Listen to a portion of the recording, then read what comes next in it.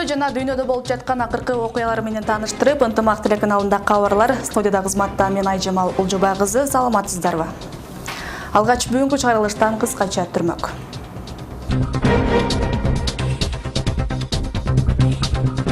Өзгөндө жалгыз адамдарды тоноп жүргөн кылмыштуу топ кылтакка илинди. Саймайтинин өлүмүнө шектелгендер Кыргызстандын жараны эмес болуп чыкты. Аравандын тургундары айыл аралап өткөн агымы күчтүү каналдын жээктерин тосуу талабы менен чыгышты. Кыргызстандык ишкер Нигериядагы суу таңкыс болгон айылга таза суу чыгарып берди.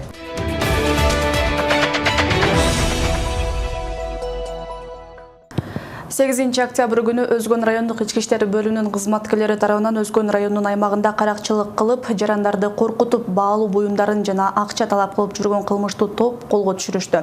Маалыматка караганда 2019 жылдын 3-сентябрь күнү саат 22:00 чамасында 4 адамдан турган кылмыштуу топ Саламалек айылынын 1988 туулган тургунун Кош Этер айылына алып барып, көптөп уруп бычак менен коркутуп, колдонуп жүргөн МИ үлгүсүндөгү уюлдук телефонун тартып алып, 100 000 сом акча жана бир баш жылкы бересин деп талап кылышкан. Ошондой эле ушул жылдын 1-августунда Өзгөн районунун Жазы айылынын 1985 туулган тургуну Дөңбулак айылында жайгашкан сыра өндүргөн заводунун алдында Азиат түспөлүндөгү бейтааныш адам 23 800 сомдук Samsung үлгүсүндөгү уюлдук телефонун жана ичинде 2 000 сом акчасы бар капчыгын тоноп кеткенин билдирген. Бул кылмышка шектүү катары кармалгандар 2 айга камакка алынган. Сот иши азыркы учурда уланууда. Башкы прокуратура кылмыш иштеринин документтери жоголуп кеткен фактынын бетин ачты. Бул тууралуу башкы көзөмөл органынан билдиришти. Маалыматка ылайык, текшерүү учурунда Бишкек шаардык ички иштер башкармалыгынын бөлүмдөрү тарабынан козголгон 20 кылмыш ишинин документи жок болуп чыкты. Бул факты башкы прокуратура тарабынан кылмыштардын жана жоруктардын бирдиктүү реестрине шалаакылык беренеси боюнча каттоого алынды. Сотко чейинки өндүрүштү жүргүзүү иши Улуттук коопсуздук комитетинин Бишкек шаары боюнча башкы башкармалыгына тапшырылган. Түркиянын Стамбул шаарындагы Кыргызстандын башкы консулу болгон Эркин Сопоковдун ишмердүүлүгүн текшерүү боюнча мекемелер аралык жумушчу топ түзүлдү. Ага Тышкы иштер министрлигинин башкы прокуратура, Улуттук коопсуздук боюнча мамлекеттик комитетинин өкүлдөрү кирди. Мекемелер аралык жумушчу топ Стамбул шаарына барып, Эркин Сопоковдун ишмердүүлүгүн текшерет. Тышкы иштер министрлиги Эркин Сопоков бул кызматка 2017 жылдын 17 апрелинде келгенин, бул жылдар аралыгында кызматтык милдеттерин талаптагыдай аткарылбагандыгына байланыштуу жаза берилгенин кабарлаган. Эркин Сопоков жана анын айдоочусу бир нече ирет жол эрежелерин жана унааны колдонуу эрежелерин бузган. Буга байланыштуу Сопоковго сөгүш жарыяланып, айдоочусу жумуштан алынган. Башкы прокуратура тарабынан Сопоковдун 2017 жылга карата бирдиктүү салык декларациясын тапшырбагандыгы аныкталган. Айеркен Саймайтинин өлүмүнө шектүү деп кармалган адамдардын жарандыгы тууралуу мамлекеттик каттоо кызматы билдирүү жасады. Маалыматка ылайык, Кытай жараны Айеркен Саймайтинин өлүмүнө шектүү деп кармалган Хусейн Ахматалиев жана Абдулла Энвер мамлекеттик каттоо кызматынын бирдиктүү маалымат базасына ылайык Кыргызстандын жарандары эмес жана улуттук паспорттордун бирдиктүү реестрине ылайык аталган жарандар Кыргызстандын улуттук паспортторун алган эмес.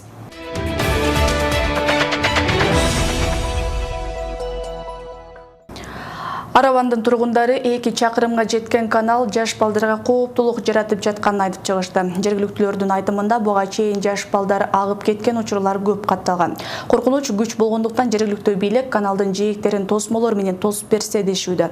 Анткени 500 метрдей жердин айланасы 2 жыл мурун бекемделип, ошол боюнча калып кеткен. Биздин телетоп абалды жеринен көрүп келди. Аравандын Юсупова айыл өкмөтүндөгү каналдын башы ушул жерден башталат. Тургундардын айтымында азыр суунун агымы аз. Бирок жаз жай мезгилдеринде канал тосулуп шарагат. Мындайда айланасы тосулбагандыктан кооптонобуз дешет. Азыр бул жерде элдер жок, бирок биз көчөгө барып кошулганда өтө кооптуу болуп атат да. Ошо биз суранарыбыз ошол жерде мектеп бар. Мектеп окуучулары ошол жерде жүрүшөт.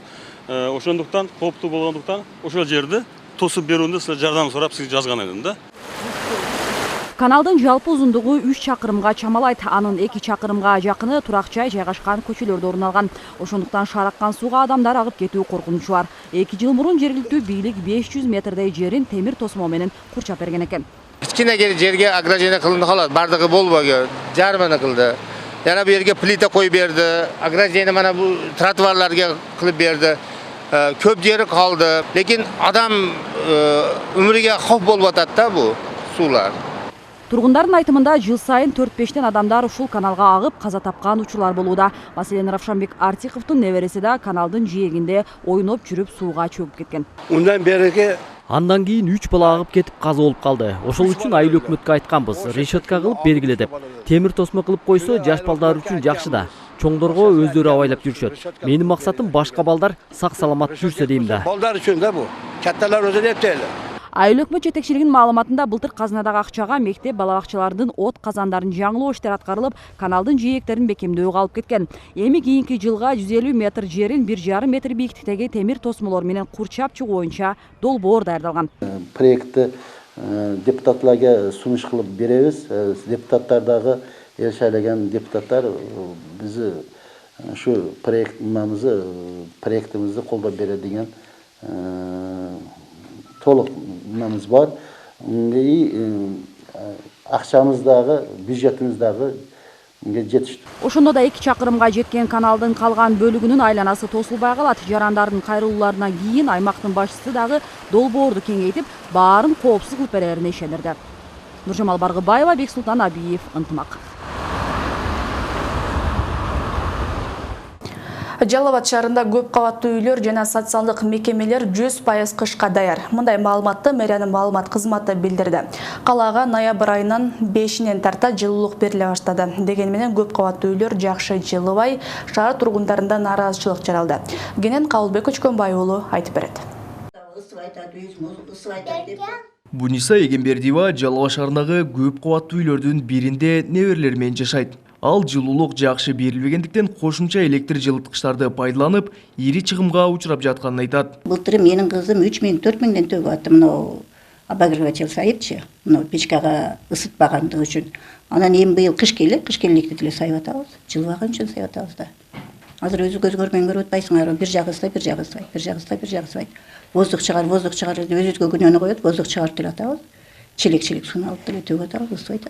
Шаар тургуну кошумчалагандай жайы менен кышка даярданган жылуулук ишканасынан өткөн жылы үйүңөр кандай жылыды? Быйылкы кышка жылыткычтарыңар даярбы деп сураган бир да киши болбоптур. Эми митип суук түшкөндө үйлөрү жакшы жылыбай, айласы кетип турган чак экен. Собрание кылып, воздухту может биз чала чыгарып аткандырбыз, воздухту может биз турамел чыгарып аткандырбыз. Ошону келип өзүңөр бир карап койсоңор болот да, чынбы?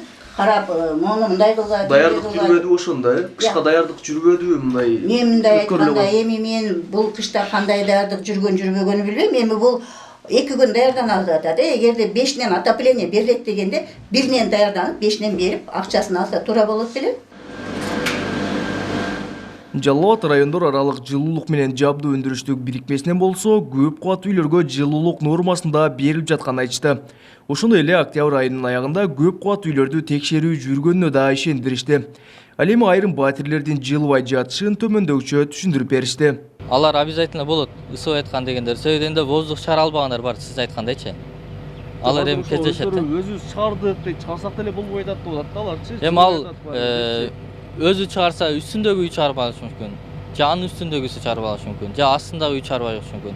Эми бир дом болгондон кийин 5 этаждуу үйдөр бар, көп кабаттуу үйлөр болгон бири-бирине байланыштуу да, связанный да. Ошон үчүн бардык тегиз чыгарылса 18 градус жылытуу тегиз берилет да барыначы. Адистер айткан маалыматты текшерүү жана калыстык үчүн дагы бир канча батирлерге кирдик. Алардын айрымдарын эске албаганда басымдуусунда жылуулук берүү көңүл жылытарлык эмес экенине күбө болдук. Бир комнатасы кече жакшынакай бардыгы ысыткан, бүгүн бир комнатасы токтоп калып. Значит, 5-этажда келсе, 5-этаждан мен воздух чыгарам, воздух чыгарсам, анан кийин ал комнатада ысып калат да. Ошондой болгондор жерлери ушундан зависит этет да, биздин воздухту чыгарыш үчүн тиги кошуналардан зависим болуп калабыз. Жылуулук мекемеси үйү жылыбаган шаар тургундарын арыз менен кайрылууга чакырышты. Белгилегесек, Жалал-Абад шаарында 50дөн ашуун көп кабаттуу турак жайлар борборлоштурулган жылуулук системасына туташтырылган. Аларды жазга чейин жылуулук менен камсыздоо үчүн 1,5 миң тонна көмүр жана 1000 тонна мазут камдалган. Ал эми шаардагы социалдык объектлерде 100% кышка даяр экенин шаар бийлигинен билдиришти. Кабылбек Өчкөнбай уулу, Тынчбек Дуулдаев, Жалал-Абад облусу. 2019 жылы республиканын ИДПсы 2018 жылга салыштырмалуу туруктуу өсүштү көрсөтүүдө. Бул тууралуу Кыргыз Республикасынын премьер-министри Мухаммедкалый Абылгазиев Кыргыз Республикасынын жогорку кеңештин жыйынында билдирди. Өкмөт башчы эгерде 2018 жылы өсүш 3,5% түзсө, 2019 жылдын 9 айынын жыйынтыгы боюнча 6,1% түзүп, ЯЭПтеги жакшы көрсөткүч болгонун кошумчалады. Анын айтымында үстүбүздөгү жылдын 9 айынын жыйынтыгы боюнча экспорт 1,3 миллиард долларды түздү. Бул өткөн жылдын деңгээлинен 11,7%га жогору. Импорт 7,3%га төмөндөдү. Өкмөт тарабынан ата мекендик экспорттук продукцияларды өндүрүүчүлөрдү колдоо, импорттун көлөмүн азайтуу боюнча иштер жүрүүдө. Бул саясат мындан ары карай дагы улантылат. Мухаммедкалый Абылгазиев чет элдик түз инвестициялар тууралуу айтып жатып, 2019 жылдын 6 айынын ичинде 394 миллион АКШ доллары инвестиция тартылып, 2018 жылдын 6 айына салыштырмалуу 59,4%га жогору болгонун билдирди. Мындан тышкары үстүбүздөгү жылдын 9 айында өлкөгө 90 миллиард сом инвестиция тартылган. Бул 2018 жылдын деңгээлинен 6,3%га көп болду.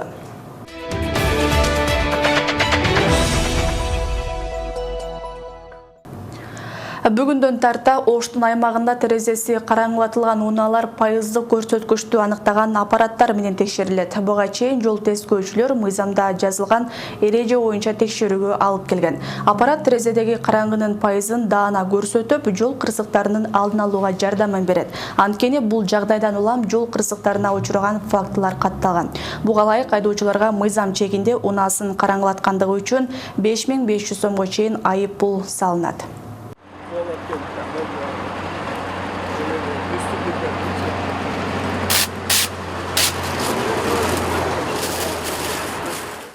Караңгылатылган унаалардын баары жаңы келген тоник аппараты менен текшериле баштады. Аппарат унаанын канча пайызды караңгыда жүргөнүн даана аныктап көрсөтүп берет.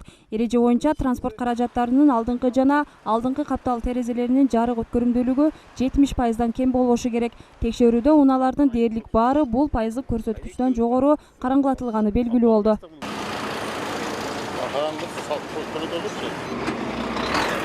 70'ten кем болбош керек да. Буга чейин жол тескөөчүлөр менен айдоочулардын ортосунда маселе жаралчу. Анткени тонировканын пайызын аныктай турган аппараттын жоктугунан улам так далил жок эле. Бул иштер мыйзам чегинде аткарылса, жол кырсыктары да азаят дешет. Айдоочулар менен жол кыймылын коопсуздугун камсыздоо кызматкерлеринин ортосундагы баягы тартыш маселени жаратып, бизге аныктык жаратып берип атат. Так бул мамлекеттик стандарттан өткөн сертификаты бар. Ошол жарык өткөрүмдүүлүгүнүн анык так пайызын көрсөтүп берип атат.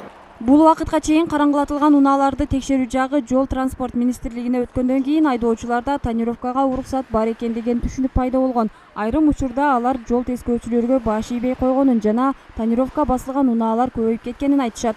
Кайрадан 2019 жылдын март айынан тарта аларды көзөмөлдөө укугу жол кыймылын коопсуздугун камсыздоо кызматкерлерине өткөн.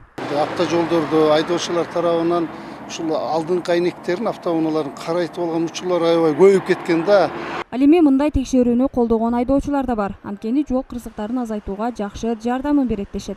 Эми аппараттын келгени жакшы болуптур. Элдин баардыгы без тонировка эле нормально. Эми азыркы жаштар ушундай экен, онун эмне кереги бар, кимге кереги бар түшүнбөйсүң да.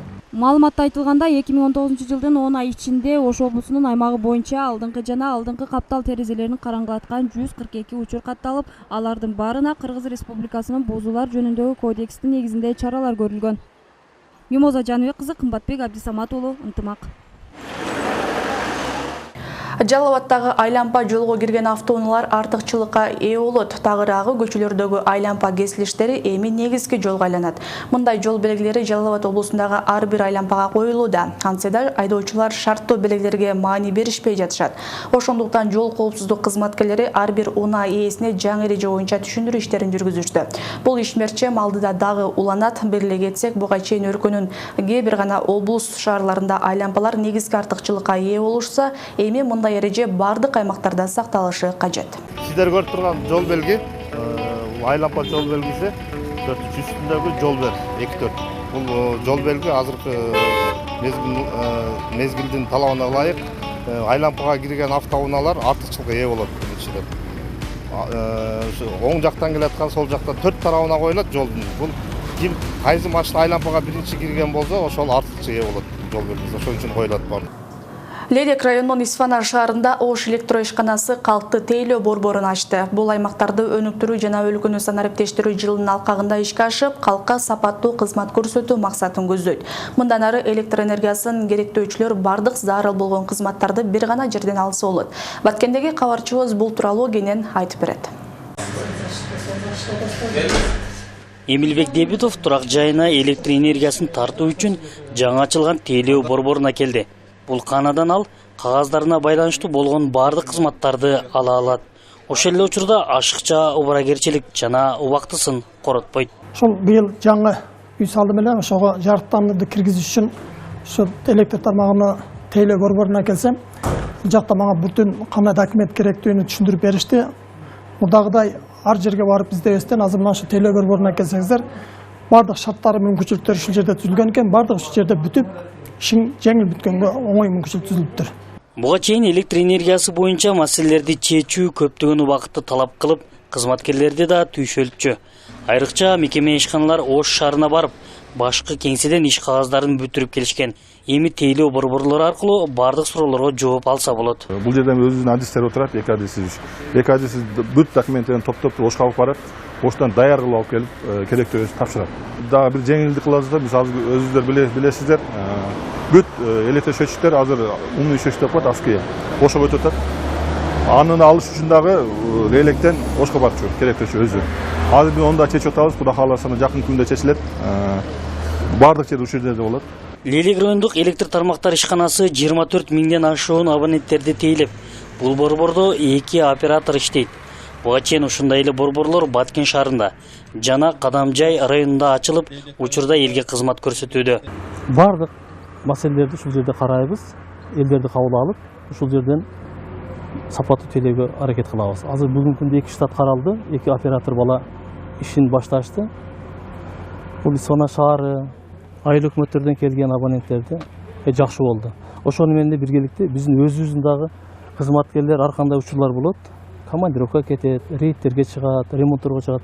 Ошондо келген абоненттер күтүп калбастан ушул жерге кирип эле арыздарды таштап кетсе, маселе чечилип калат.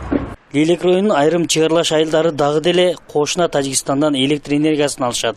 Бул үчүн Разаков көмөкчү чордону курулуу алдында турат. 2020-2021 жылдары бардык айылдар көз карандысыз электр энергиясы менен камсыздалуусу күтүлүүдө. Аскар Баймуратов, Жыргал Абдижалил уулу, Ынтымак, Баткен.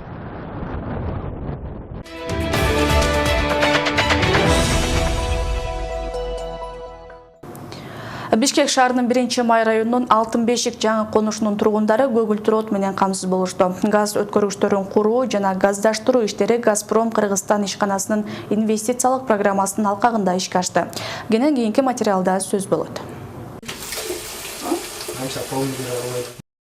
Бактыгүл Мадаминова Алтын Бешик конушунда 20 жылдан бери жашайт. Калктуу конуштун бардык тургундары сыяктуу каарманыбыз жаратылыш газынын келишин көп жылдан бери күткөн. Көгүлтүр оттун берилиши менен кыш мезгилинде үйдү жылытуу көйгөйү чечилип, кожойкенин күнүмдүк тиричилик жумуштары бир топ эле жеңилдейт.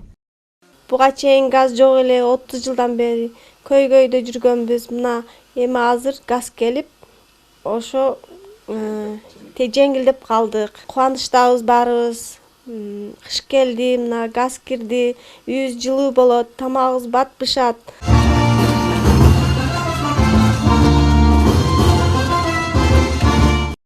Ушул жылдын эсебинен Газпром Кыргызстан ишканасы тарабынан Бишкек шаары жана Чүй облусунун бир катар конуштарына газ системасы кошулууда. 1-май районунда жалпы 16 жаңы конуш бар. Алардын жарымынан көбү газ менен камсыздалса, калгандарына иштер кызуу жүрүүдө. Газпром программасы, Кыргыз Газпром программасы башталгандан бери бизге 8 абонент ачылды жалпысынан. Ошо менен райондо биз 5 эле жаңы конуш калды. 23-жылда Акбосого жаңы конушунун газдаштыруусу пландаштырылып турат. Кудай буйрса эле жакын арада ушу 5 жылдыктын ичинде толук 1-май районуну газдаштырып аягына чыгат го деп. Алтын бешик конушун жаратылыш газы менен камсыздоо үчүн аймакка газды көзөмөлдөөчү жаңы пункт курулуп ишке берилди. Ошондой эле жалпы узундугу 8,8 чакырымды түзгөн газ өткөргүчтөр курулган. Учурда конуштун көпчүлүк тургундары үйүнө көгүлтүр отту киргизсе, калгандарына мүмкүнчүлүктөр түзүлгөн. Газпром Кыргызстан 2014 жылдан 5 жылдын ичинде Кыргыз Республикасынын Бишкек шаарында, Чүй областында, Ош областында 750 чакырым газ түтүктөрдүн куруп бүттү. Аларга газга кошулуучу 40 миңден ашык үй бүлөгө мүмкүнчүлүк пайда болду деп айтсак болот. Пландарыбыз боюнча 2020 жылды ушул инвестициялык программасынын темпин азайтпай ушундай эле газификацияны өткөрө беребиз деп айтсак болот. Кыргызстандык Альберт Токторбаев Нигер мамлекетинен суу таңкыс болгон Майле Май 2 айылынын жашоочуларына таза суу чыгартып берди. Бул тууралуу анын туугандарынын бири Муртаза Жолдошов билдирди. Маалыматка караганда чыгарылган таза суу айылда жашаган 150 тургунга кызмат кылат. Мурда бул айылда ичүүчү таза суу такыр болгон эмес. Көксөгөнүнө жетишкен айыл жашоочулары жердешибизге ыраазычылык билдиришти.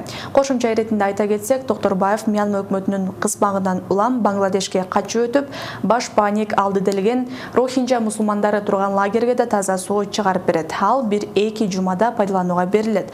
Ош шаарында туулуп өскөн Альберт Токторбаев 10 жылдан ашык убакыттан бери Түштүк Корея Республикасында жеке ишкерлик менен алектенет. Чоңголай районунда асыл туку мал жандыктардын көргөзмөсү уюштурулду. Ага Абердин Ангус породасындагы музоо букалар алынып келинген. Булар Кыргызстандын шартына ылайыктуу эт багытында артыкчылыктуу. Маселен, 6 айлык бука музоолордун салмагы 200 килограммдан ашат. Ошондуктан дагы тест борбору туулуу аймак делген Чоңголайда эт багытындагы ишкерликти өнүктүрүү максатында бул иш-чараны уюштурушкан. Мында Чоңголай районунан эле эмес, Алай, Каракулжа жана Кара Суу райондорунан кызыккан фермерлер келип катышты. Бул жерде азыр биз 1,5 жашка чейинки, андан кийин 5-6 айлык музоолорду, ошол эле мезгилде өзүбүздүн жергиликтүү музоолорду койгондо айырмачылыгына аябай чоң айырмачылык берип атат. Ошондуктан негизги максатыбыз ушул асылдуулукка көңүл буруп, ушул малдын асылдуулугун жогорулатып, ушул мал киндиктүү регион болгондуктан ушул элибиздин бир экономикасына чоң бир пайда болот деген ойдо жасап атабыз. Мына ушундай окуялар менен бүгүнкү берүүбүздү жыйынтыктайбыз. Эске сала кетсем, ушул жана башка жаңылыктар менен кенен биздин социалдык баракчаларыбыздан, ошондой эле ынтымак чекиткейжи сайтынан да таанышсаңыздар болот. Алдыда аба ырайы менен тааныша аласыздар. Кечиңиздер көңүлдүү улансын.